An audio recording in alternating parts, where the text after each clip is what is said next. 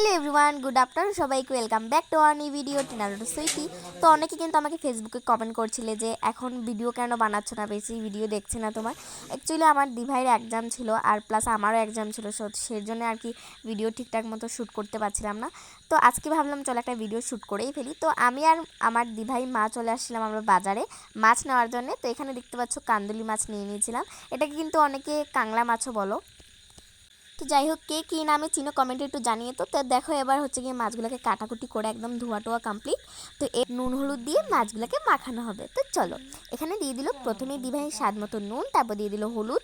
তো তারপর এখানে দেখতে পাচ্ছ আমাদের সবজির জন্য সমস্ত রকমের মশলা রেডি হয়ে গেছে দেখতে পাচ্ছ। তো এখানে ছিল পেঁয়াজ আদা রসুন পেস্ট, তারপর ছিল শুকনো লঙ্কার গুঁড়ো, তারপর হলুদ গুঁড়ো জিরে গুঁড়ো, তারপর পেঁয়াজ কুচি টমেটো কুচি ধনে পাতা কুচি। আর এখানে দেখো আমাদের মাছ ভাজিও ফাইনালি কমপ্লিট। তো দেখো কি সুন্দর লাগছে। তো আমাদের দেখো তাড়াতাড়ি করে আমাদের মাছের চর্চাটাও রেডি। তো কেমন হয়েছে কমেন্টে জানিয়ে তো। আর ফুল রান্না যদি দেখতে চাও তাহলে কিন্তু ইউটিউবে চেক আউট করতে ভুলবে না। হ্যাঁ হ্যাঁ, সত্যি গাইস এই মাছের চর্চাটা খেতে না মানে একদম দুর্দান্ত লাগে গাইস, সত্যি দেখে এটাই অনেক টেস্টিজনক মনে হচ্ছে, তাই না গাইস?